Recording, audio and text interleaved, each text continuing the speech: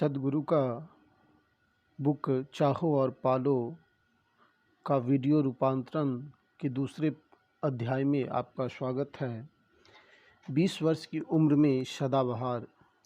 यदि आप चाहते हैं कि आपकी कार्यक्षमता हरदम बनी रहे तो उसके लिए आपका स्वास्थ्य उम्दा रहना चाहिए। अमूमन आजकल लोगों का स्वास्थ्य कैसा रहता है, कई लोग ज़रूरत से ज़्यादा काम करके अपनी सेहत को बिगाड़े रखते हैं। दूसरी ओर कई ऐसे लोग हैं जो आवश्यक कामों को भी नहीं करते और अपनी सेहत बिगाड़ रखी है। स्वास्थ्य का निर्माण नहीं किया जाता, वह तो शरीर की बुनियाद है, उसकी सहज स्थिति है। इस बात को समझे बिना बीमारियों को न्योता देने वाले हम खुद ही हैं। इस धरती पर यदि आप 150 साल पहले रहे होते तो उस समय जितना आपने शारीरिक परिश्रम किया होता, आज आप उसके 100 में से 1 अंश के बराबर ही मेहनत करते हैं। विज्ञान के विकास के चलते आपका शरीर उस हद तक काम में लाए बिना सुस्त हो चुका है, ऐसे में वह कैसे स्वस्थ रह सकता है। ठीक तरह से शरीर का उपयोग किया जाए तो 80% रोगी चंगे हो जाएंगे। खाने की आदत में सुधार लाने से शेष 20 में से 10 लोग बीमारियों से मुक्त हो जाएंगे। किसी समाज में 100 में से 90 लोग इस तरह सेहतमंद रहेंगे तो बाकी बचे 10 लोगों की बीमारियों को बड़ी आसानी से संभाला जा सकता है। अपनी हथेली को हर रोज़ 1000 बार खोलकर बंद करना काफ़ी है। आप देखेंगे कि महीने भर में वह हाथ कितना सक्षम बन जाता है। आधे अधूरे ढंग से सांस लेना छोड़कर पूर्ण रूप से श्वास प्रश्वास के लिए प्राणायाम का अभ्यास करके उसे आदत बना लेंगे तो आप गौर करेंगे कि आपके फेफड़े मौजूदा स्थिति से कई गुना उम्दा तरीके से काम करने लगते हैं। बच्चे में अमूमन जंगलों में घूमना मुझे अच्छा लगता था। दिन में 20 या 30 किलोमीटर पैदल चले तो दिन के अंत में अन्न का एक एक कौर अमृत जैसा लगेगा। एक बार हम कुछ लोग समूह में जंगल के अंदर चल पड़े। लगातार हो रही बारिश की वजह से हम अंगीठी जलाकर खाना न बना पाए। उन्हें बहुत दूर तक अंदर चले गए। वहाँ पर फौजी लोग तंबू गाड़ कर ठहरे थे। कैंप के अफसर ने हमारा स्वागत किया और खाना खिलाया। अफसर ने हमें बताया कुछ गोपनीय दस्तावेजों के साथ उड़ रहा कोई फौजी हेलीकॉप्टर इस जंगल में कहीं गिरकर चूर चूर हो गया। हेलीकॉप्टर की खोज कर के उन गोपनीय कागजात को सुरक्षित रूप से हासिल करने के लिए पिछले 6 हफ्तों से हम जंगल के अलग अलग हिस्सों में घूम रहे हैं। आप लोग किस लिए यहाँ तक आए हैं? उन्होंने पूछा। यूं ही पैदल चलने का शौक़ है, मज़े में चलते चलते आ गए, मैंने कहा। तो पास खड़े जवान का मुंह आश्चर्य से खुल गया। क्या कहा? मज़े से चले आए? 6 हफ्तों से चलते चलते हमारे पाँव में छाले पड़ गए हैं और आप लोग कहते हैं कि मज़े से चल रहे हैं। फौज में अमन के वक्त भी जवानों को इसलिए कठिन से कठिन अभ्यास दिए जाते हैं कि बदन हमेशा सक्रिय रहे, शरीर पूरी क्षमता के साथ काम करता रहे। अगर सभी लोग सुस्त बने रहे तो कुछ एक पीढ़ियों के बाद सभी अंगों के होने के बावजूद शरीर विकलांग बन जाएगा। आप कहेंगे सुख सुविधापूर्वक रहने के लिए ही तो मनुष्य नए नए आविष्कार कर रहा है। क्या आप हमें यही नसीहत दे रहे हैं कि इनका उपभोग करना छोड़कर हम वापस जंगली जीवन की ओर लौट जाए? यही कहेंगे ना? जीते जी आप क्यों अपने चारों ओर पिरामिड खड़ा कर रहे हैं? सही शारीरिक परिश्रम के अभाव में आप में से कितने लोग मम्मियों की तरह बन गए हैं? यदि आप इस ताक में हैं कि मैं कहूँगा आदमी के लिए अच्छी शक्ल सूरत अहमियत नहीं रखती, तो आप धोखे में हैं। आपकी शक्ल सूरत आपका स्तर और गुणों को जाहिर करने वाला एक प्रमुख पहलू है। मानव की आंखें हमेशा मन भावन सुंदर चीज़ों की ओर खोज में रहती है। अगर आप मानव की शक्ल में न होकर संतरे की तरह गोल होते तो कौन आपको खुशी से देखना पसंद करता? शंकरन पिल्ले ने पत्नी से पूछा कि जन्मदिन पर उन्हें कौन सा उपहार चाहिए। श्रीमती जी ने सुबह के अखबार में मोटर गाड़ी का विज्ञापन देखा था। उसी को मन में बिठाते हुए श्रीमती जी ने उनसे कहा, मात्र 6 सेकंड में 0 में से 120 तक जो चलती है वही लाइएगा। जन्मदिन आया, तुमने जो चीज़ मांगी बाहर प्रतीक्षा में है। शंकरन पिल्ले ने कहा। श्रीमती जी ने बड़ी उत्सुकता से दरवाज़ा खोलकर देखा। वहाँ उपहार के रूप में जो चीज़ प्रतीक्षा में थी वह कार नहीं थी, बल्कि वजन देखने की मशीन थी। अपने प्रियजनों से क्या आप इस तरह के उपहारों का इंतज़ार करेंगे? अधिक मात्रा में खाना खिलाने पर आपका शरीर फालतू चीज़ों से गोदाम में बदल जाएगा। कब खाना है, कितना खाना है, कितना कब बंद करना है, इन चीज़ों की इल्म के बिना जीने वाला आदमी भला ज़िंदगी में कौन सा बड़ा तीर मार लेगा। अगर आप ज़रूरत से ज़्यादा खाते हैं, इसका मतलब यह नहीं कि आप अपने शरीर को ज़रूरत से ज़्यादा लाड़ प्यार देते हैं। दरअसल आप उस पर ज़्यादती करते हुए उसे सज़ा दे रहे हैं। आपके भार को सहन करने में असमर्थ होकर आपका शरीर कातर स्वर में चिल्लाने लगता है। महज उठने बैठने की मशक्क़त में आपकी हड्डियों को संघर्ष करना पड़ता है। यह कोई सेहत की निशानी नहीं, बीमारी है। मैं ये बातें इसलिए नहीं कह रहा हूँ कि कोई आपको देखे, पसंद करे और जीवन साथी के रूप में स्वीकार करे। मेरा मतलब यह है, यदि आप चैन से सभी सुखमय ज़िंदगी जीना चाहते हैं तो उसके लिए ज़रूरी है कि आपका बदन इसमें सहयोग करते हुए आपको आराम दे, मन आपको प्रसन्नता दे सके। अगर आप चाहेंगे तो शरीर को सही रूप दे सकते हैं। यदि आपको वास्तव में अपनी प्रति परवाह है तो रोज़ मीलों मील पैदल चलने की आदत डालिए, खूब पानी पीजिए, योग की कक्षाओं में आइए, जो आसन सिखाए जाते हैं ईमानदारी के साथ उनका अभ्यास कीजिए। जब भी खाने का एक कौर हाथ में लेते हैं, पूरे ध्यान के साथ कि शरीर के अंदर कहाँ पहुंचने वाला है, ऐसी जागरूकता के साथ खाइए।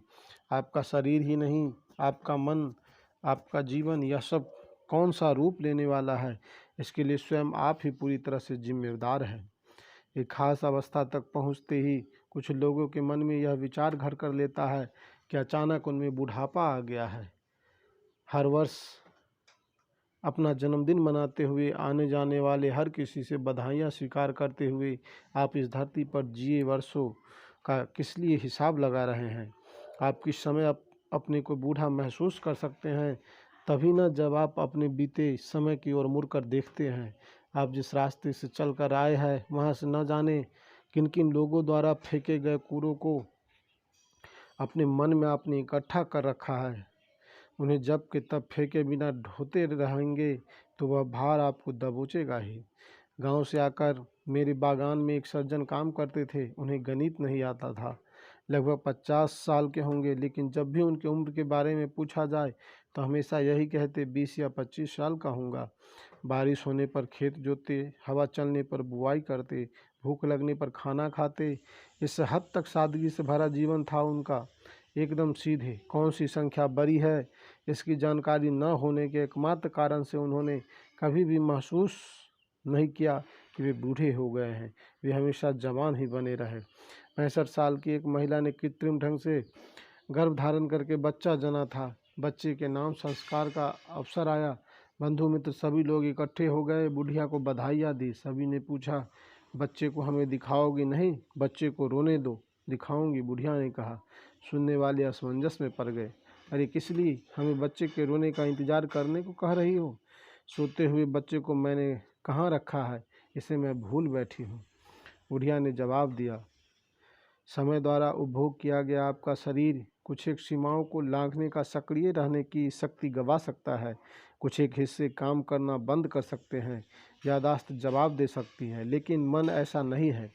उसकी उम्र को तय करने वाला काल नहीं है। आपने अंदर क्या इकट्ठा कर रखा है, किन चीज़ों को गठरी में बांध रखा है, यही बोझा मन की आयु का निर्णय करता है। कंधे के बोझों से पीठ झुक सकती है। मन के बोझों की वजह से उम्र बहुत अधिक दिखाई देगी। 60 वर्षों के कूड़ों को ढोते रहोगे तो उम्र भी 60 साल की लगेगी। हर दिन इकट्ठा किए कूड़ों को उसी दिन जला कर देखिए। बेहतर तो यही होगा कि हर पल में पुरानी चीज़ों को ढोए बिना जब के तब उतारते रहिए। तब आपके हर पल नए नए पैदा होने जैसा एहसास होगा। शंकरन पिल्ले की पत्नी पूरे बदन में दर्द की शिकायत लेकर डॉक्टर के पास गई। कहा, दर्द हो रहा है? डॉक्टर ने पूछा। यहाँ कहते हुए उसने अपनी उंगली से घुटनों को छुआ।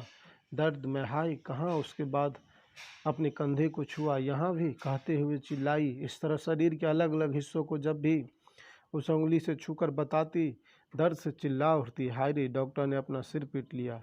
दर्द आपके शरीर में नहीं, हर एक जगह को छूकर बताने के लिए जिस उंगली का आपने उपयोग किया था, दर्द उसी उंगली में है, डॉक्टर ने कहा। दर्द करने वाली उंगली में जिस अंग को भी छुआ वहाँ दर्द होता है, महसूस होगा।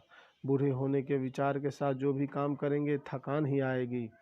लेकिन जो लोग ध्यानपूर्वक पुराने कूड़ों को जब के तब फेंक कर अपने को हमेशा भार रहित रखते हैं, उनकी उम्र बढ़ती ही नहीं। बोझा क्यों बढ़ता रहता है किसी चीज़ को देकर, उससे भी बढ़िया किसी चीज़ को कैसे खरीदे, मन सदा यही हिसाब लगाता रहता है। क्या भगवान ने आपको इसलिए यहाँ भेजा है? नहीं, ईश्वर के मित्र के रूप में जीने की हिदायत देकर आपको धरती पर भेजा गया है। लेकिन आप हिसाब लगाते लगाते शैतान के चेले बन गए हैं, जिंदगी का ही सौदा करने वाले व्यापारी बन गए हैं। यदि सब कुछ आपकी इच्छा अनुसार चलता रहे, आप अपने सज्जन की तरह सभ्यतापूर्वक बर्ताव करेंगे। अगर आपका हिसाब गलत हो गया तो अंदर बैठे सारे जानवर जग जाएंगे। आपके दादा के दादी जी के ज़माने से ही ईश्वर उसी आयु में बने रहते हैं। कैसे? वे जिंदगी के व्यापार के रूप में नहीं समझते। वह चीज़ दो, में यह चीज़ दूंगा, इस तरह सौदेबाजी नहीं करते। किसी को अपना मित्र नहीं बनाया, ना ही किसी को शत्रु के रूप में देखा। बारिश के समय वे भक्त के बाग को भी सींचते हैं और नास्तिक के बाग को भी। किसी के बारे में किसी तरह का बोझा न ढोने की वजह से उनकी उम्र बढ़ती ही नहीं। कम से कम इस हिसाब से आप भगवान का अनुसरण करके देखिए। ज़िंदगी के बाहर से दर्द के साथ तमाशे की तरह देखना बंद कीजिए। बोझों को फेंक कर रुचिपूर्वक ज़िंदगी का स्वाद लेकर के देखिए, तब जीवन खुद ही आपको चिरयुवा बनाए रखेगा। क्या कल भी आएगा? शरीर को भला चंगा रखने की इच्छा से लोग योग सीखने आते हैं। कुछ लोग सुबह टहलने की कोशिश करते हैं, कुछ लोग दूसरे व्यायामों के बारे में पूछकर जानकारी पाते हैं। लेकिन यदि गौर करें कि क्या ये लोग सीखे हुए योगासन व या व्यायामों को नियमित रूप से करते हैं, तो यही पाएंगे कि नहीं करते हैं। उन्हीं से पूछकर देखिए, फट से जवाब मिलेगा, आज बड़ी थकान है, कल से मैं नागा नहीं करूँगा। क्या कल से ये लोग टहलने जाएंगे, व्यायाम करेंगे? कोई गारंटी नहीं। आप अपनी पसंद का काम किए बिना सुस्ती से बैठेंगे तो खुद आपका मन अपराध बोझ के साथ आपको डांटेगा। यह क्या, सुस्ती से बैठे हो, उठो। आपका अहंकार कभी भी आपको यह स्वीकार नहीं करने देगा कि मैं गैर जिम्मेदार हूँ। आपका अहंकार यही तसल्ली देकर मन को धोखे में रखेगा, मैं आलसी नहीं हूँ भाई, कल से शुरू करने वाला हूँ। कर्नाटक के कुछ गाँवों में एक अंधविश्वास है। लोग यही मानते हैं कि सूर्यास्त के बाद इस इलाके के भूत प्रेत घरों में घुसने की कोशिश करेंगे।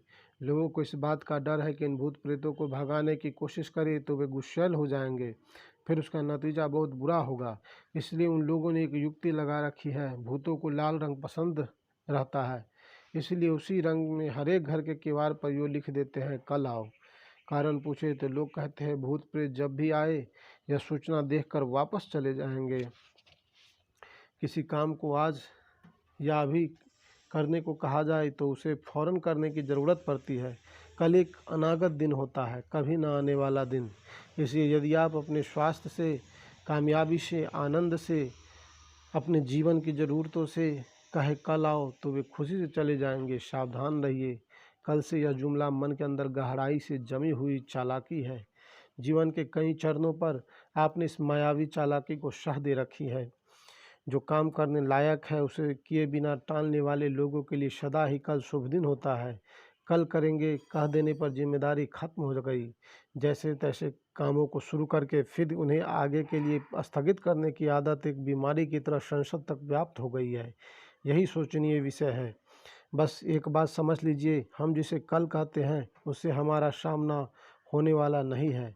वही जब आज बन जाता है तभी उसका सामना करते हैं। कल नामक समय हमारे जीवन के अनुभव में साकार होने वाला नहीं है। शंकरन पिल्ले कार मैकेनिक के पास गए, क्या आप मेरी गाड़ी के हॉर्न को यूँ बदल कर दे सकते हैं?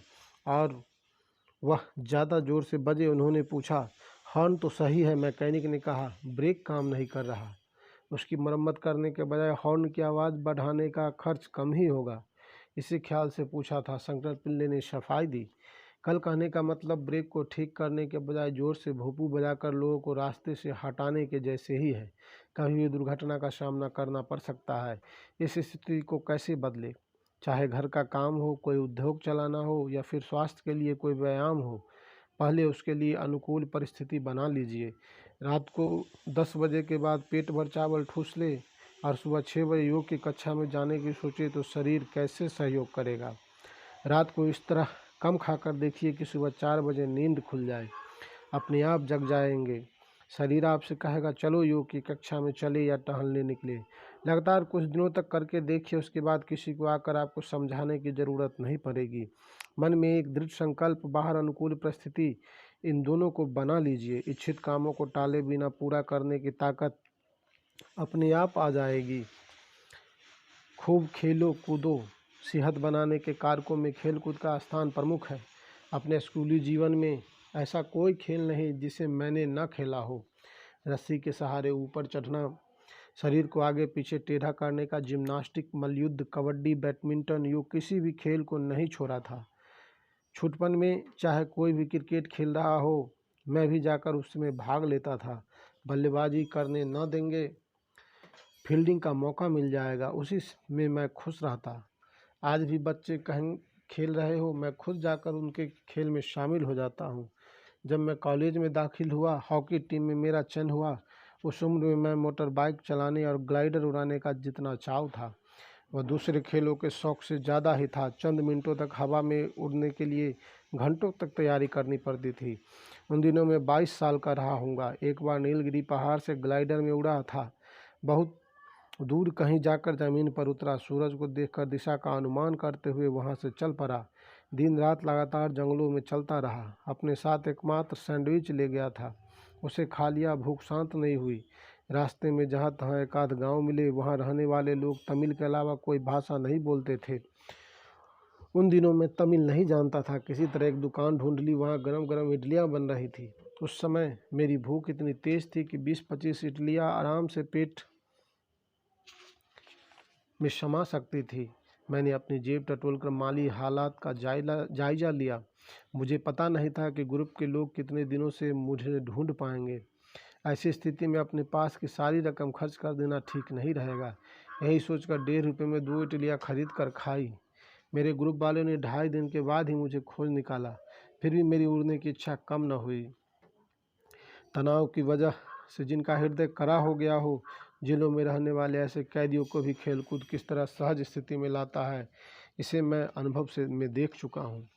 पहली बार कैदियों से मिलने की अनुमति पाकर जेल के अंदर कदम रखते ही मुझे महसूस हुआ कि वहाँ के वातावरण में एक असीम वेदना छाई हुई है।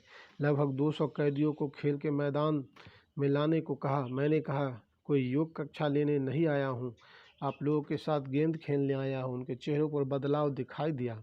खेल शुरू हो गया। जो लोग पहले जरा संकोच के साथ शामिल हुए थे, 10-15 मिनट में ही अपने आप को भूल गए। खेल में पूरी तरह से डूबकर उत्साह के साथ चीखते चिल्लाते उछलते कूदते हुए बच्चों की तरह बन गए। खेल समाप्त होने के बाद जब मैं चलने को तैयार हुआ, कई लोग मेरा हाथ पकड़कर अभी न जाइए कहते हुए आंसू बहाने लगे।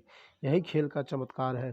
शंकरन पिल्ले अपने मित्र के यहाँ गए। वहाँ उनके मित्र कुत्ते के साथ बैठकर शतरंज खेल रहे थे। शंकरन पिल्ले ने चकित होकर कहा, अरे वाह, मैंने आज तक ऐसा अक्लमंद कुत्ता नहीं देखा है। जैसा तुम सोचते हो यह उतना अक्लमंद कुत्ता नहीं है। देखो, मेरे साथ 10 बार खेलने पर 3 बार यह मुझसे हार चुका है। मित्र ने कहा, यह कहानी मजाक में भले ही कही गई हो, लेकिन जब बात खेल की हो, उसमें 3-4 बार हार खाने पर भी लगातार खेलने का संकल्प मन में होना चाहिए। इसे हम उस कुत्ते से या मित्र से सीख सकते हैं। खेल का अहम पहलू यही है, कामयाबी का लक्ष्य होने पर भी हार को खुले मन से स्वीकार करने की परिपक्वता होने पर ही खेल का मकसद पूर्ण होगा। खेलते समय सारा ध्यान खेल में होना चाहिए, इसे छोड़कर उसके परिणाम में नहीं होना चाहिए।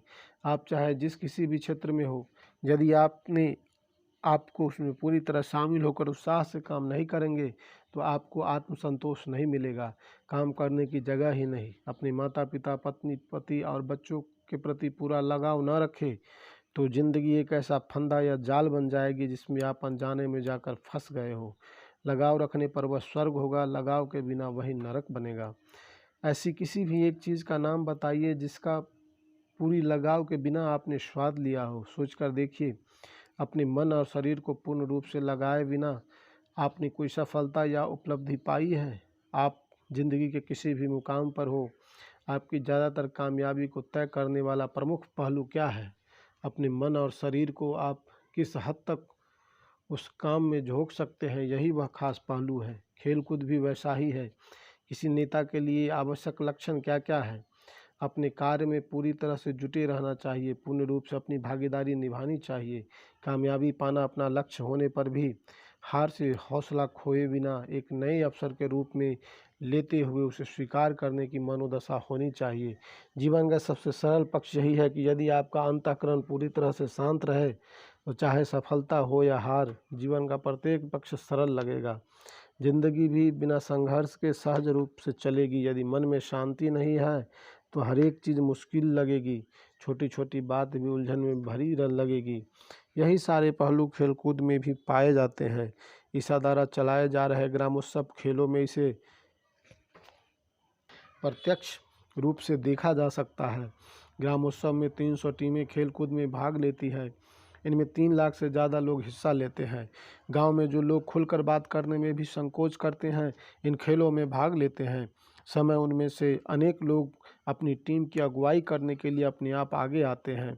उनके अंदर से उनकी छिपी हुई क्षमता प्रकट होती है। एक और बात, खेलकूद में दूसरे को अपने में शामिल करने की प्रवृत्ति रहती है। अपने दल का आदमी मानकर दूसरे को किसी तरह से राग देश से परे होकर मिला लेते हैं।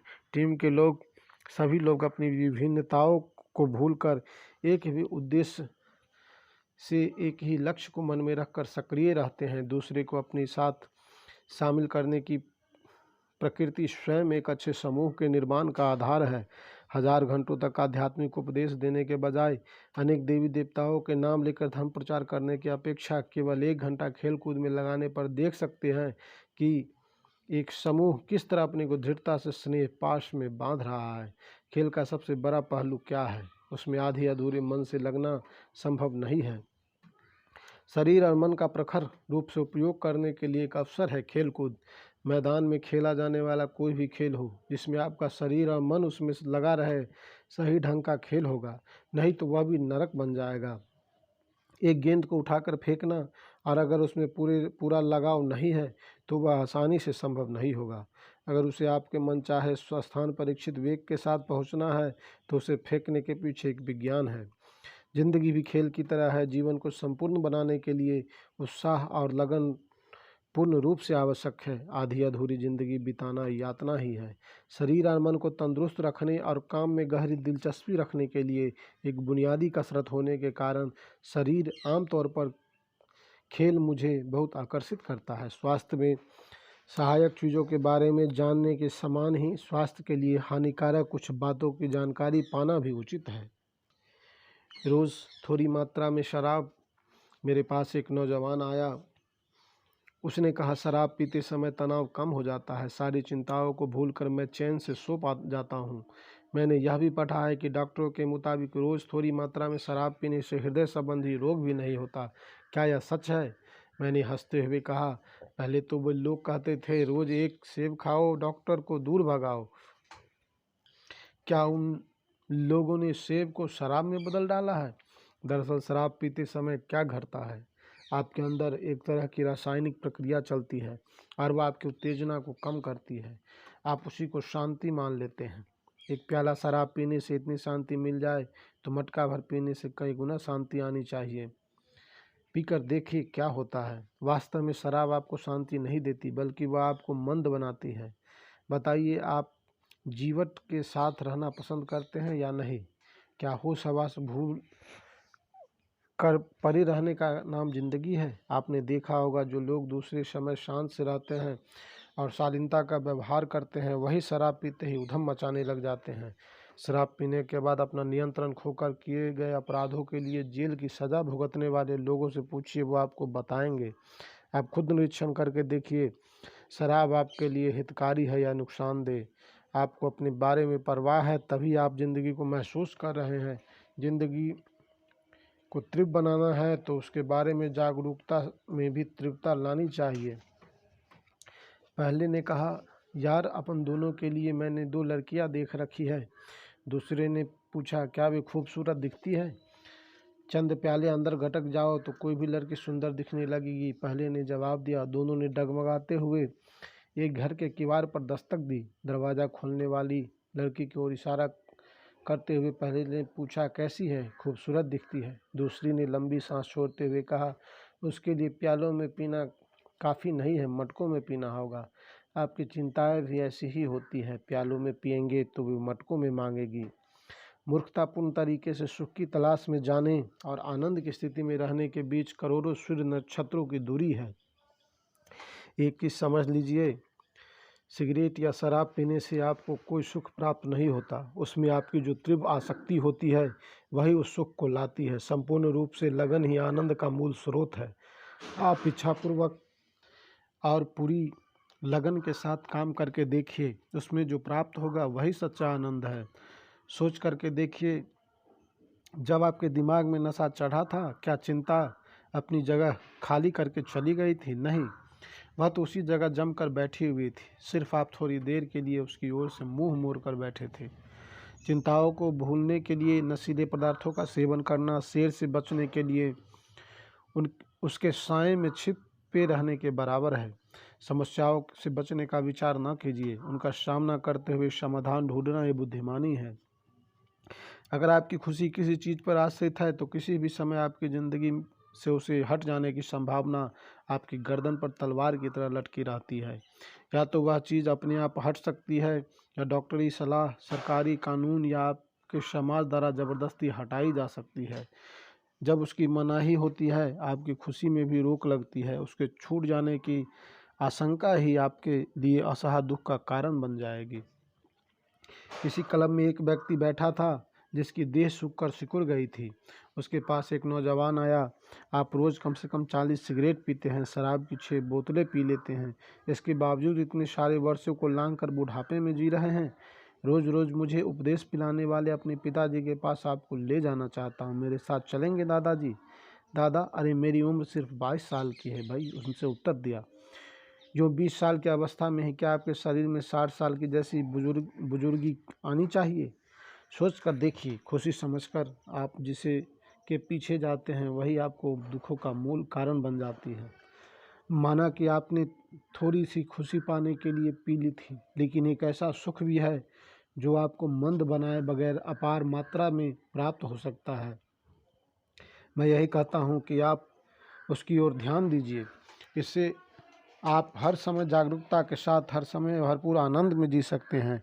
उस अमृत का पान करेंगे। ईशा योग केंद्र में आइए। मरे हुए तोते के लिए सोने का पिंजरा। शारीरिक स्वास्थ्य जितनी अहमियत रखता है, मन के स्वास्थ्य के बारे में भी आपको उतनी ही परवाह करनी जरूरी है। इन दिनों अमेरिका में बहुत ही प्रचलित 2 शब्द है, स्ट्रेस मैनेजमेंट यानी मानसिक तनाव का प्रबंधन। जहाँ जहाँ प्रबंधन के बारे में बोलना होता है, उन सभी स्थानों पर तनाव को कैसे संभाला जाए, इसके बारे में सिखाने के लिए मनोविज्ञान के विशेषज्ञों का दल मुस्तैदी के साथ रहता है। अपने उद्योग, परिवार या संपत्ति को कैसे संभाला जाए, यदि कोई इस विषय को सीखने की इच्छा करे तो वह बात तो समझ में आती है, पर जो मानसिक तनाव है वह तो एक बारगी छोड़ देने का मसला है। उसको संभाल कर रखने की कला किस लिए सीखनी चाहिए? मनुष्य क्यों यह विचार पाल रहा है कि आधुनिक जीवन में मानसिक तनाव कोई अनिवार्य चीज़ है? विकास का अर्थ ज़्यादा धन संपत्ति समझ लेने से हुई गड़बड़ी है। यह जीवन के अन्य सभी प्रमुख पहलुओं को हाशिए पर डालकर केवल धन मनुष्य पर हावी हो गया है। इसी से यह आफत आई है। प्रबंधन का नाम लेते ही अर्थशास्त्र के साथ उसका संबंध बिठाने की मानसिकता का परिणाम है यह। कौन बढ़िया प्रबंधक बन सकता है? किसी वाहन को किस तरह चलाना है यह कला आपको आती हो, तभी तो आप उसे दूसरे को सिखा सकते हैं।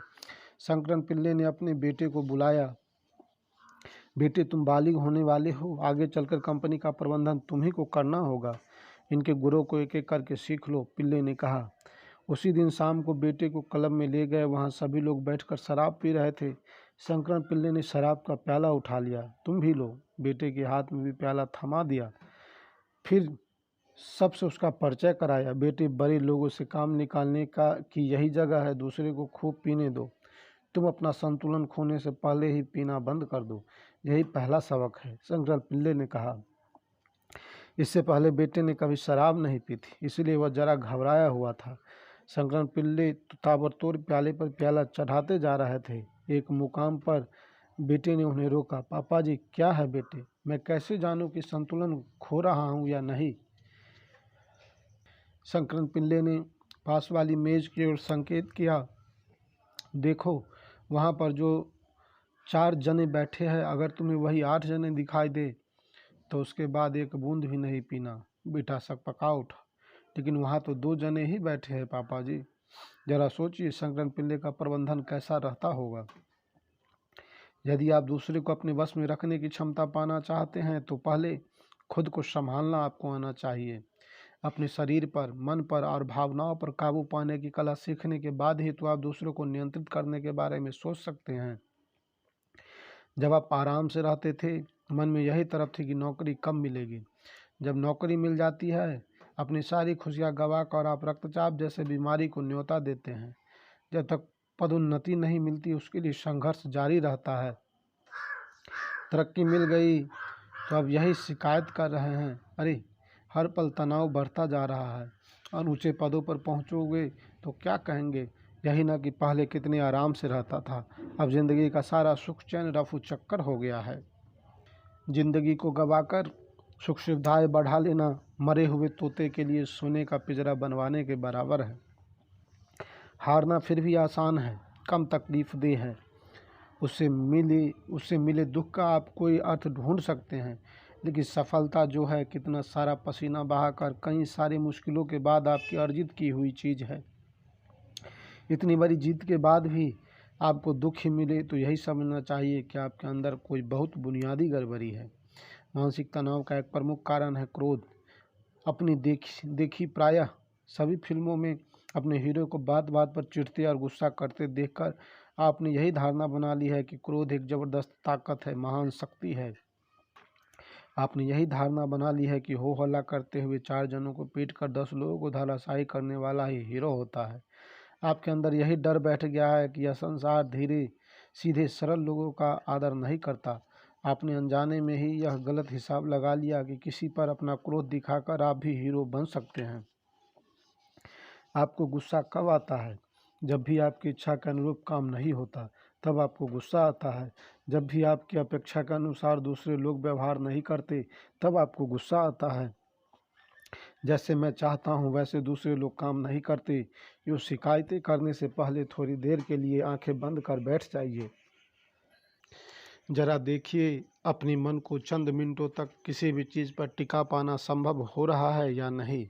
आपका मन आपकी इच्छा का उल्लंघन करते हुए कहाँ कहाँ भाग रहा है, इस पर गौर कर रहे हैं। जब आपका अपना मन आपके इच्छा अनुसार काम नहीं करता तो भला दूसरे का मन आपकी इच्छा अनुसार काम कैसे कर सकता है। और इसी बात पर अपने सहयोगियों पर गुस्सा करना कहाँ तक न्याय संगत है। शंकरन पिल्ले ने किसी कंपनी के प्रबंधन का भार स्वीकार कर लिया। पहले ही दिन उन्होंने सभी कर्मचारियों को बुलाकर एक घुड़की पिला दी। यहाँ कामचोर लोगों का कोई स्थान नहीं है, ऐसे व्यक्तियों को बर्खास्त कर दिया जाएगा। अपनी इस घुड़की को कार्य के रूप में परिवर्तित कर दिखाने की तरफ मन में उठ रही थी। कंपनी के अलग अलग विभागों का मुआयना करते हुए एक कमरे में पहुंच गए।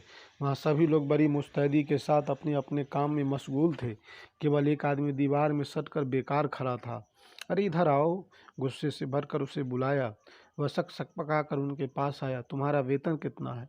5,000 रुपये साहब, मेरे साथ चलो। हाथ पकड़कर खींचते उसे अकाउंट सेक्शन में ले गए। 10,000 रुपये लेकर उनके हाथ में रख दिए। लो, यह है तुम्हारा 2 महीने का वेतन। अब इधर कभी मुंह नहीं दिखाना। इसी क्षण नौकरी से तुम्हारी छुट्टी हो गई। जब उसने कोई जवाब देने के लिए अपना मुंह खोला तो शंकरन पिल्ले तहस में आकर चिल्लाए, भाग जाए यहाँ से। बेचारा डर कर बाहर निकल गया। कंपनी के कार्यकर्ताओं के सामने अपने को सख्त प्रशासक साबित कर दिया। इस पर शंकरन पिल्ले को गर्व हो रहा था। उन्होंने कर्मचारी को अपने पास बुलाकर, बोलो क्या समझे? मैंने यही जान लिया साहब कि अगर आप चाहो तो पिज़्ज़ा की डिलीवरी करने आए लड़के को भी आपके हाथों से तगड़ा टिप मिल सकता है। गुस्से में रहते समय इसी तरह के अंट संट निर्णय लेने पड़ सकते हैं। इससे आप इस निर्णय पर न पहुंचिए कि मैं आपको क्रोध पर काबू पाने की सलाह दे रहा हूं। अगर आप अपने क्रोध का एक जगह नियंत्रण करें तो वह दूसरी जगह से फूटकर पड़ेगा। दफ्तर में किसी के ऊपर उठे क्रोध को घर में बेचारी बीवी पर या बच्चों पर उतार सकते हैं। अगर उस जगह उतारने में भी असमर्थ होकर अंदर दबाए रखेंगे तो हृदय फट सकता है या पागल भी हो सकते हैं। अमूमन कई नौजवानों का यही विश्वास है कि दूसरों पर धाक जमाने के लिए क्रोध करना ही एकमात्र मार्ग है। दरअसल क्रोध खुद को तबाह करने की दिशा में नींव डालने का काम करता है। जिस कारण को लेकर आप गुस्सा करते हैं, क्रोध उसी की बुनियाद को छिन्न भिन्न कर देता है। बताइए, क्या क्रोध कोई पालतू कुत्ता है? इसीलिए क्रोध पर नियंत्रण करते हुए उसे सदा अपने पास रखना चाहते हैं। शंकर पिल्ले किसी इम्पोर्टेड कॉफ़ी के मशीन के साथ जूझ रहे थे। इसे उनके घर में काम करने वाले नौकरानी ने देखा। इस मशीन को ठीक से कैसे लगाना है, इसका नुस्खा फ्रेंच भाषा में छपा है। उसे पढ़कर उसी के मुताबिक पुर्जों को लगा रहा हूँ, लेकिन फिट नहीं हो रहा है। मेरे ख्याल में मशीन में कहीं कोई खराबी है, शंकर पिल्ले ने कहा।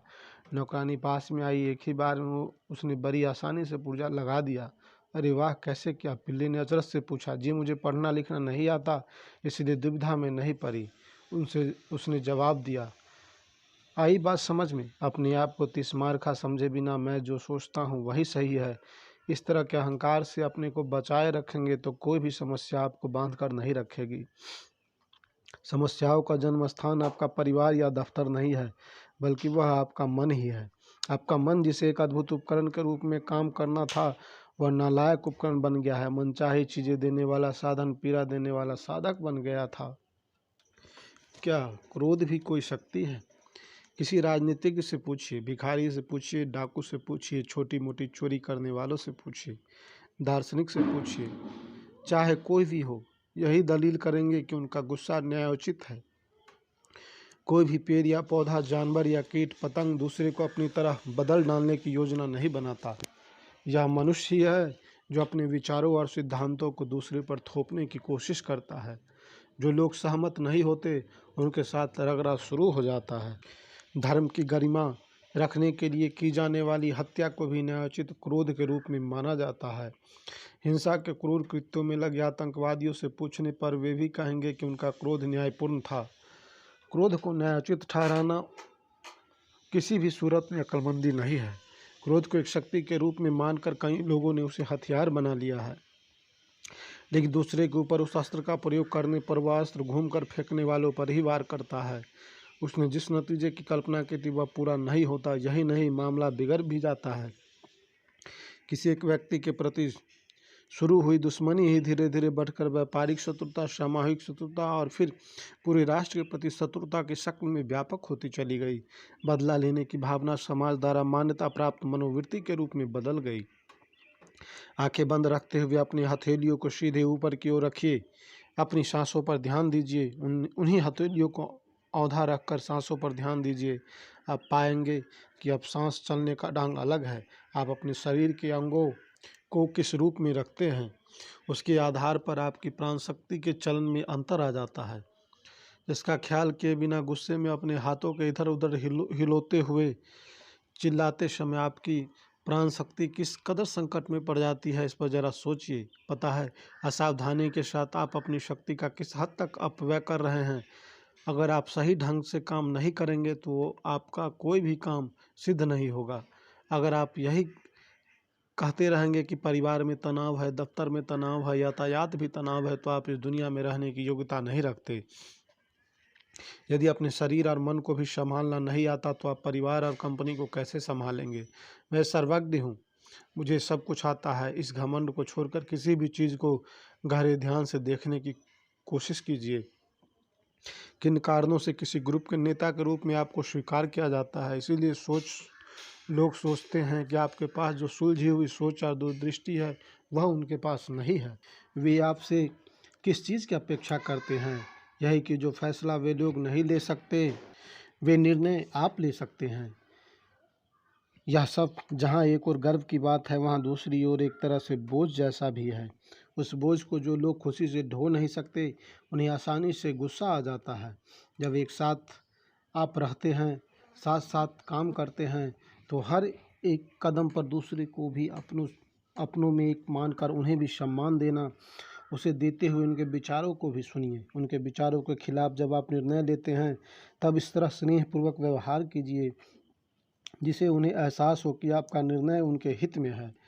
अगर आपका निर्णय सही रहा तो उन्हें इस बात का श्रेय दीजिए कि उसकी सफलता में उनकी भी भागीदारी रही। यदि आपका निर्णय गलत भी हो जाए तब भी वे लोग मुंह सिकोड़े बिना उसमें भाग लेंगे, आपके साथ पूरे दिल से रहेंगे, लगातार अपना सहयोग देंगे।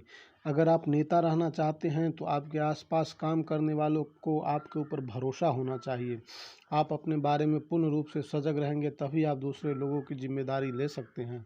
एक चिड़िया पर कंकर मारेंगे तो आसपास के सभी पंछी उड़ जाएंगे। यदि आप किसी व्यक्ति पर गुस्सा करेंगे तो दूसरे लोगों को आपके ऊपर से विश्वास उड़ जाएगा। अगर कहीं कोई त्रुटि निकल आए तो आप पर इल्ज़ाम लगाते हुए सारे लोग छट जाएंगे। सवाल यह है कि गुस्से को छोड़ा कैसे जाए। आपके चारों तरफ कुछ भी घटित हो जाए, यदि वहाँ आप एक ऐसा माहौल पैदा कर सके जिसमें आप खुद एक समस्या न बने, तो बस कोई तनाव नहीं रहेगा। रिचर्ड कॉली नामक विख्यात चिकित्सक के पास एक आदमी आया। डॉक्टर, मैं 32 साल का हूँ, मगर अभी भी अंगूठा चूसने की आदत न छूटने से मैं परेशान हूँ। उसने बड़े संकोच के साथ कहा, इसमें चिंता करने की कोई बात नहीं है, लेकिन सोचो अभी कितने साल तक उसे अंगूठे को चूसते रहोगे। आपसे बड़े ध्यान के साथ कोई और उंगली चूसो। डॉक्टर ने उसे यही परामर्श देकर भेजा। एक हफ्ते में वह फिर से आया। 30 साल से जो मेरे लिए अनिवार्य आदत रही, उससे मैं केवल 6 दिन में पूर्ण रूप से मुक्त हो गया। यह कैसे संभव हुआ? रिचर्ड कॉली ने समझाया, किसी काम को आदत से मजबूर होकर किए बिना यदि हर बार उसके बारे में नए ढंग से फैसला लेना पड़े तो हम उसके प्रति एहतियात ही बरतेंगे। अनावश्यक आदत अपने आप छूट जाएगी। अगर क्रोध और तनाव भी आपकी ज़िंदगी हो तो हर एक बार उसके बारे में सावधानीपूर्वक फैसला लेने की कोशिश कीजिए। क्रोध छट जाएंगे। चाहे आप साधारण मजदूर हो या आदेश देने वाले मालिक, यदि आप खुद को संभालने की क्षमता के बिना आगे बढ़ने की कोशिश करेंगे तो वह एक दुर्घटना बनकर रह जाएगी।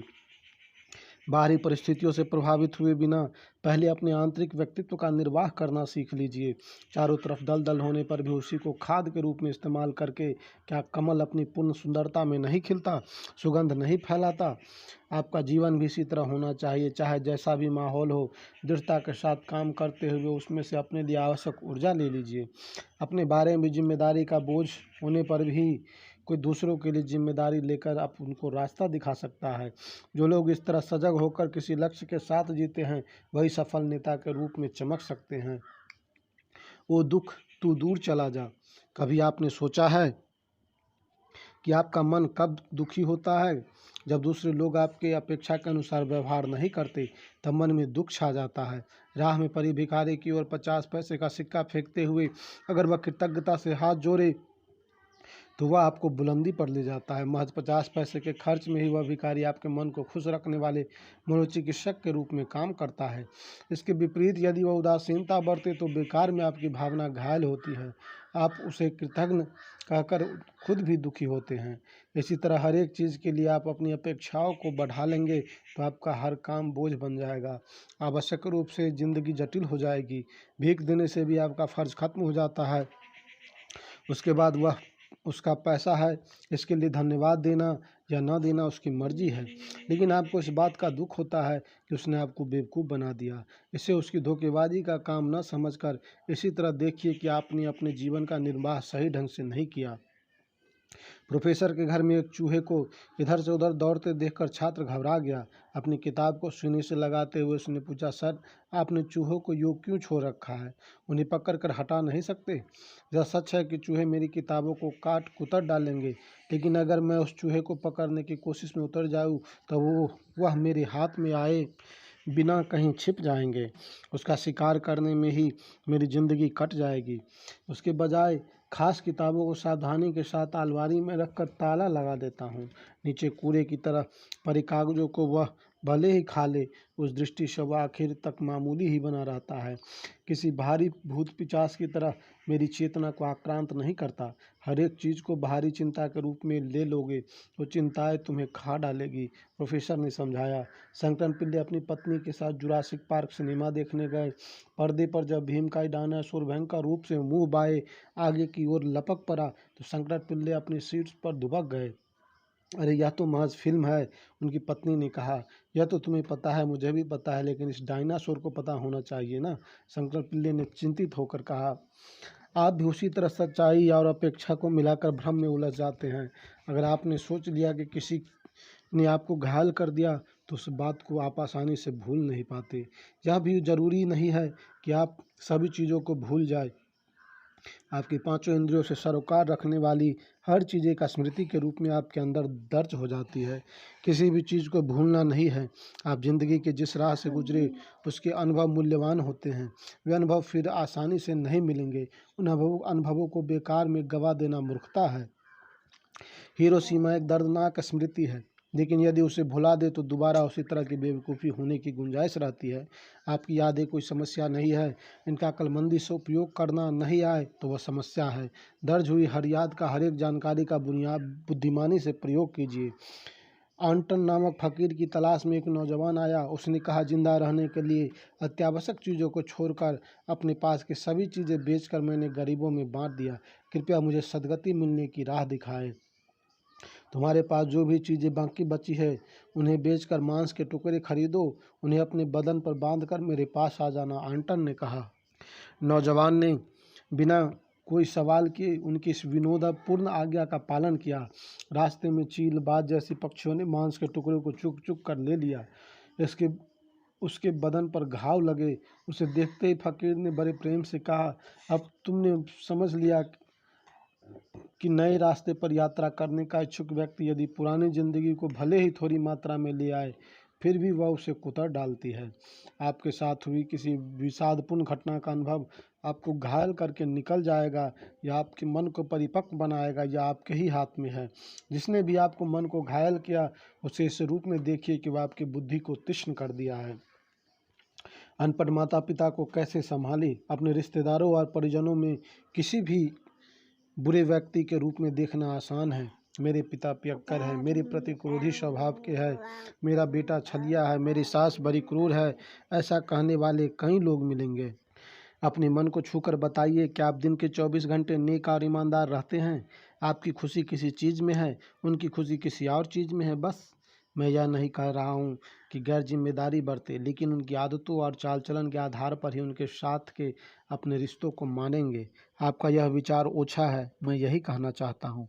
शंकर पिल्ले ने अपने सामने हाथ पसारने वाले भिखारी से कहा, पैसा देने पर तुम जाकर शराब पियोगे? न साहब, सच्ची में मैं नहीं पीता। तो जुआ खेलकर हारोगे। अपनी ज़िंदगी में मैंने कभी जुआ नहीं खेला साहब। तो लड़कियों पर फिदा रहते हो। अपनी माँ की कसम खाकर कहता हूँ, मैं पराई स्त्री के पास नहीं गया हूँ। शंकर पिल्ले ने थोड़ी देर सोचा, फिर उसने कहा, मैं तुम्हें पूरे 100 रुपये दूंगा, मेरे घर आना।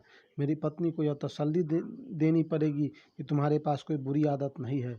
जैसा कि आपने इस मजाक में देखा, कोई मर्द अपने परिवार की अपेक्षाओं के अनुरूप व्यवहार नहीं करते। इसका कारण कुछ भी हो सकता है, असमर्थता, क्षमताहीनता या उनके पेशे की मजबूरी वगैरह वगैरह। फ़ायदा होने पर ही किसी को स्वीकार करना, नहीं तो उसका तिरस्कार करना परिवार का लक्षण नहीं है। वह तो व्यापार है, लेन देन का व्यापार। परिवार का मतलब क्या है? कुछ खास लोगों को अपने के रूप में स्वीकार करना ही सच्चे माने में परिवार है। उनकी सफलता असफलता का ख्याल किए बिना वे स्वस्थ है या बीमार, इस तरह के विचारों पर गए बिना स्वयं के उनके साथ संलग्न करना ही परिवार के सही मायने हैं। आपके परिवार का कोई सदस्य यदि गलत राह पर चल रहा है तो उसे बचाना आपकी जिम्मेदारी बनती है। एक बार शंकर पिल्ले तैराकी का पोशाक पहनकर समुद्र में उतरे। 20 फुट की गहराई में किसी आदमी को किसी तरह के रक्षात्मक पोशाक के बिना आते देखकर उन्हें अचरज हुआ। 60 फुट की गहराई में भी उसे रक्षात्मक पोशाक या ऑक्सीजन का मुखौटा पहने बिना साथ में आते देखकर शंकर पिल्ले और हैरान हुआ। यह कैसे मुमकिन है? पानी में न घुलने वाली स्याही में लिखकर पूछा। अगले ने कलम छीनकर उत्तर लिखा, मैं डूब रहा हूँ बेवकूफ़, मुझे बचाने की कोशिश किए बिना सवाल किए जा रहे हो। आप भी शंकर पिल्ले की ही तरह है, डूबते व्यक्ति को तमाशे के रूप में देखे रहे हो। परिवार से अलग हो जाना चाहते हैं या उन्हें अलग करना चाहते हैं। शहर में बड़ी कमाई करने वाला एक नौजवान मेरे पास आया। मेरे पिता अनपढ़ किसान हैं, उन्हें पता नहीं कि सभ्यता क्या चीज़ है। मेरे दोस्तों के सामने बकवास करते रहते हैं, इससे मुझे जलील होना पड़ता है। अपने पिता के बारे में अभद्रतापूर्ण शब्दों में बोलने लगा। मैंने पूछा, पहले तो आप इस बात को भूल जाइए कि आप भी अपने माँ बाप की भूल के कारण पैदा हुए हैं। मैं भी इसी भूल से पैदा हुआ। इस तथ्य को समझने की अक्लमंदी भी आपके पास नहीं है। आप बेवकूफ़ है। चाहे तो इस तरह के व्यक्ति को जन्म देने के उनके काम को बेवकूफ़ी कह सकते हैं। जो लोग हमारी उम्मीदों के अनुरूप नहीं होते, वे हमें बेवकूफ़ों के रूप में दिखाई देते हैं। आप इस बात को ना भूलिए कि इसी कारण से आपको भी बेवकूफ़ के रूप में देखने वाले 100 लोग होंगे। परीक्षा में असफल हुए अपने बेटे को शंकरन पिल्ले ने डांटना चाहा। उन्होंने गुस्से में भयंकर भरकर कहा, लगता है तुम्हारा दिमाग एक रेगिस्तान है। हर एक रेगिस्तान में छोटा ही सही एक मरुधान भी होता है, लेकिन हर ऊंट उसे ढूंढ नहीं पाता। बेटे ने तमाचा देने के अंदाज में उत्तर दिया, आप नगर में पलकर बड़े हुए हैं, फराटे में अंग्रेजी बोलते हैं, कंप्यूटर जैसे कुछ यंत्रों को चलाने की कला सीख गए हैं, लेकिन इन सब चीज़ों के बूते पर क्या अपने को बड़ा बुद्धिमान मानते हैं? क्या आप गाय के थनों से उनकी तरह दूध दूह सकते हैं? पाँव पर चोट खाए बिना हल को कम से कम 1 फुट तक चलाना आता है? अगर आपसे यह सब नहीं हो सकता तो क्या आपके ऊपर मूर्ख का थप्पा लगा दे? आपने ज़्यादा से ज़्यादा खेती के बारे में किताबों में पढ़ा होगा। उन्होंने उसे खेतों में पढ़ा है। उनका ही तो अनुभव सीधा है, गहरा है। खुद के बजाय अपने बेटे को उन्नत स्थिति पर लाना है। इस विचार के साथ आपको शहर के शिक्षा और सुविधाएं मुहैया कराने वाले वे लोग अक्लमंद है या आप? यदि आप वास्तव में चाहते हैं कि उसके बदले में उन लोगों को अच्छी हालत में ले आना, तो उन्हें बेवकूफ़ों की तरह न देखकर उनके प्रति स्नेह दिखाते हुए जो आप उनसे कहना चाहते हैं उसे उनके साथ बांट लीजिए। आप एक माहौल में रहते हैं, वो लोग दूसरे माहौल में। बस इसमें बुद्धिमानी की बात कुछ भी नहीं है, मूर्खता की बात ही भी नहीं है। और कुछ लोग ऐसा भी कहने वाले हैं, उसके साथ कैसी दोस्ती निभा सकता हूँ, वह तो सलीका नहीं जानता, समाज में मेरी जो हैसियत है उसे नहीं समझता। आपके अधीन काम करने वाला या आपके परिवार का कोई कनिष्ठ सदस्य आपके प्रति आदर नहीं दिखाता, क्या इस बात को लेकर दुखी होने वाले व्यक्ति है? आप ज़रूरत उनको दुरुस्त करने को नहीं है, बल्कि खुद को करने की है। एक बात समझ लीजिए, आपका जो स्व है वह किसी भी सम्मान की अपेक्षा नहीं करता। स्वाभिमान जैसी कोई चीज़ नहीं है, वह काल्पनिक मनोभाव है। आप दूसरों से किस लिए सम्मान की अपेक्षा करते हैं? दूसरे का ध्यान आपकी तरफ मुड़ना चाहिए, इसकी अपेक्षा के साथ न। सच्चाई यह है, आप जहाँ आप खड़े हैं वहाँ आपको अपने में पूर्ण होने का एहसास नहीं होता। सोचते हैं कि आप आधे अधूरे हैं। उस खाली स्थान को भरने के लिए आपको दूसरे के ध्यान की ज़रूरत पड़ती है। शंकर पिल्ले अपने दोस्त के साथ टेनिस खेल रहे थे। ढोल धमाकों के साथ पास में कई शव यात्रा जा रही थी। दोस्त झट से रुक गया, आंखें बंद की, हाथ जोड़कर शव यात्रा से निकल जाने तक प्रतीक्षा करता रहा। उसके बाद ही खेलना शुरू किया।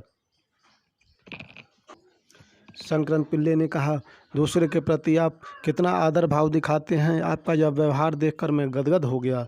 दोस्त ने कहा, 30 साल तक जो महिला मेरे जीवन में साथ रही, उसको कम से कम इतना सम्मान तो देना ही चाहिए। क्या आप भी इसी तरह का सम्मान चाहते हैं? अपने अधिकार या स्नेह के बल पर आदर या सम्मान मांगकर प्राप्त करना भीख मांगने के समान है। भोजन के लिए किसी के सामने हाथ फैला सकते हैं, संवेदना के लिए नहीं। आज जो लोग आपका खूब आदर करते हैं, कल आपकी तरफ मुड़कर देखे बिना जा भी सकते हैं। यदि वह आपके अंदर हर बार दर्द पैदा करेगा तो अब गलती आपकी ही है।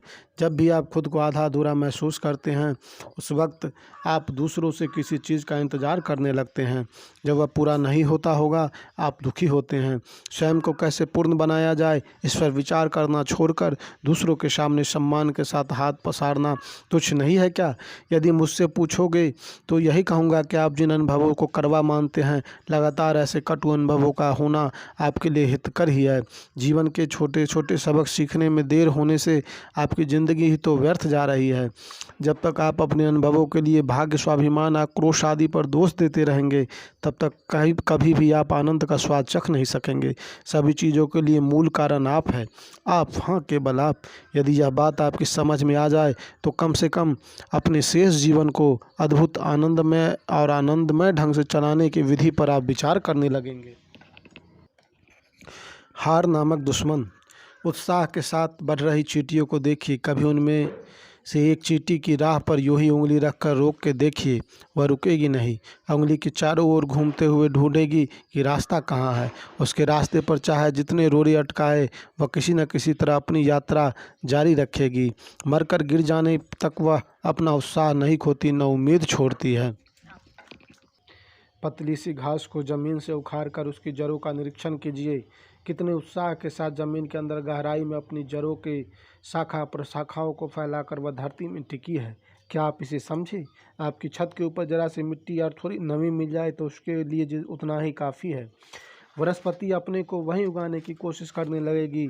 दो पत्ते पैदा करके सूर्य की ऊर्जा निकलेगी। जहाँ वह रहती है वहाँ से 60-70 फुट नीचे तक जमीन की तलाश करके अपनी जड़ों को नीचे ले जाएगी। इस संसार में रहने वाले प्राण शक्ति उबना नहीं जानती। मनुष्य के संकीर्ण मन में ही खिज, झुंझुलाहट और नाउम्मीदी पैदा होती है। हार नामक दुश्मन को अंदर जाने की अनुमति देने वाला मनुष्य है। आपकी इच्छा के मुताबिक किसी ने व्यवहार नहीं किया, आपके अपेक्षा के अनुसार कोई काम नहीं हुआ, जैसी उम्मीद की थी उसके अनुसार जिंदगी नहीं बन पाई। सरल शब्दों में कहे तो आपको जो मिला हुआ है उसे स्वीकार करने में असमर्थ होकर आप मन ही मन नफरत करते हैं, विरोध करते हैं। मुझसे किसी ने पूछा, हार को न झेल पाने की वजह से मन में निराशा और खिज आने पर ही तो कामयाबी पाने की तरफ और आक्रोश पैदा होते हैं। हार से खिज आएगी, निराशा आएगी और ये आपको उठाकर विजय के द्वार पर पहुंचा देगी। यह एक हास्यास्पद विचार है। वेदना से संचालित होकर भले ही आप जीत हासिल कर ले, वह नाम मात्र की जीत होगी। उससे आपके जीवन का कोई भला नहीं होगा। किसी ने पेड़ की डाल पर रस्सी का फंदा लगाकर उसके अंदर अपना सिर घुसेड़ रखा था। अरे क्या कर रहे हो? चौंक कर किसी ने उससे कहा, ज़्यादा दिन जिंदा रहने के लिए मैं आत्महत्या कर रहा हूँ। इस तरह से बुद्धिमान व्यक्ति में और वेदना विरक्ति जीत का मार्ग खोल देगी, ऐसा सोचने वालों में ज़्यादा अंतर नहीं है। अपनी पत्नी को दफनाने के बाद कोई व्यक्ति उसकी कब्र को देखते हुए देर तक मुस्कुरा रहा था। क्यों यार, बड़े खुश नज़र आ रहे हो? पास में खड़े मित्र ने पूछा।